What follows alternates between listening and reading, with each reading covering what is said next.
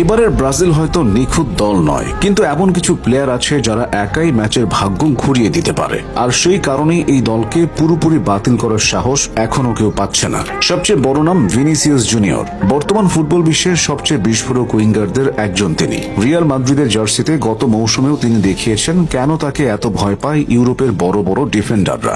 গোল, assist, dribble, গতি সব মিলিয়ে তিনি এখন একাই একটা আক্রমণ ভাগ। কিন্তু আসল ব্যাপারটা শুধু পরিসংখ্যান নয়। ভিনিসিয়াস এমন একজন খেলোয়াড় যিনি সিস্টেম ভেঙে ম্যাচ জিতিয়ে দিতে পারেন।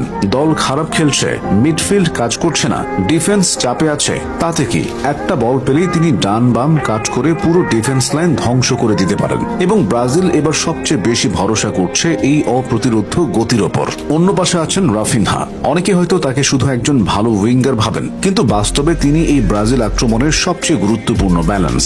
যখন ভিনিসিয়াস পুরো ডিফেন্সকে নিজের দিকে টেনে নেন, তখন ফাঁকা জায়গা তৈরি হয় রাফিনহার জন্য, আর ঠিক সেই মুহূর্তে আসে তার ম্যাজিক। এবার আসি নেইমার জুনিয়র সম্পর্কে। হ্যাঁ, আগের সেই বিস্ফোরক নেইমার হয়তো আর নেই। 90 মিনিট পুরো মাঠ দৌড়ে বেড়ানোর বয়স বা ফিটনেস দুটোই আগের মতো নেই, কিন্তু একটা জিনিস এখনো সেই আগের মতোই ভয়ঙ্কর, তার ফুটবল ব্রেইন। এই ব্রাজিল দলের সবচেয়ে বড় সমস্যা হচ্ছে মাঝে সৃজনশীলতার অভাব। অনেক সময় আক্রমণ ভাগ বলই ঠিক মতো পায় না, আর এখানেই নেইমারের গুরুত্ব। তিনি এখন হয়তো উইং এ কম খেলবেন, বরং একটু নিচে নেমে প্লেমেকারের ভূমিকায় দেখা যেতে পারে তাকে। আর সত্যি বলতে এই ভূমিকাতেই তিনি সবচেয়ে ভয়ঙ্কর হতে পারেন, কারণ নেইমারের একটা থ্রু বল মানেই ভিনিসিয়াসের দৌড় শুরু, রাফিনহার কাট ইন শুরু, আর প্রতিপক্ষ ডিফেন্সের আতঙ্ক শুরু।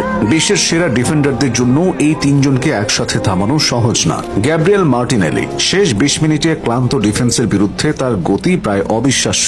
একটা লম্বা বল, একটা ভুল পজিশনিং, আর মুহূর্তে ম্যাচ হাতছাড়া। তারপর আছে এন্ড্রিক। হ্যাঁ, বয়স তার কম, কিন্তু এই ছেলেটার মধ্যে যে আত্মবিশ্বাস দেখা যায় সেটা সাধারণ না। বক্সের ভেতরে তার ফিনিশিং, ফিজিক্যাল উপস্থিতি আর ভয় ডরহীন মানসিকতা তাকে আলাদা করে দেয়। অনেকে তো ইতিমধ্যেই তাকে ভবিষ্যতের ব্রাজিলিয়ান সুপারস্টার বলা শুরু করেছে। আর যদি ম্যাচ অতিরিক্ত ওপেন হয়ে যায়, তখন ব্রাজিলের এই ফাস্ট অ্যাটাকাররা পুরো ম্যাচটাই বিশৃঙ্খলায় পরিণত করতে পারে।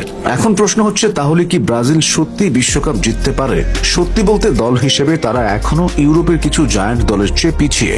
ডিফেন্সে স্থিরতা নেই, মিডফিল্ডে ধারাবাহিকতা নেই, চাপের ম্যাচে মানসিক শক্তিও প্রশ্নের মুখে। কিন্তু ফুটবল ইতিহাস একটা জিনিস বারবার প্রমাণ করেছে, টুর্নামেন্ট ফুটবলে সবসময় সবচেয়ে নিখুঁত দল জেতে না। অনেক সময় কয়েকজন ম্যাচ উইনার পুরো ইতিহাস বদলে দেয়। 2002 সালে রোনালদো করেছিলেন, 2014 সালে মেসি প্রায় একাই আর্জেন্টিনাকে ফাইনালে তুলেছিলেন, 2022-এ এমবাপ্পে একাই ফাইনাল কাঁপিয়ে দিয়েছিলেন। তাই যদি ব্রাজিলের এই আক্রমণ ভাগ হঠাৎ করে আগুনের রূপ নেয়, তাহলে এই অগোছালো দলটাই হয়ে যেতে পারে পুরো টুর্নামেন্টের সবচেয়ে বড় দুঃস্বপ্ন। কারণ ভয়ঙ্কর একটা সত্য এখনো বদলায়নি, ব্রাজিল যতই খারাপ খেলুক, তাদের আক্রমণ ভাগকে কখনো অবহেলা করা যায় না। একটা মুহূর্ত, একটা ম্যাজিক, একটা কাউন্টার অ্যাটাক, আর তারপর পুরো বিশ্ব আবারও দেখতে পারে হলুদ জার্সির সেই পুরনো আতঙ্ক ফিরে এসেছে। আর যদি সেটা সত্যিই ঘটে, তাহলে এবারের বিশ্বকাপের সবচেয়ে বড় সারপ্রাইজের নাম হতে পারে ব্রাজিল।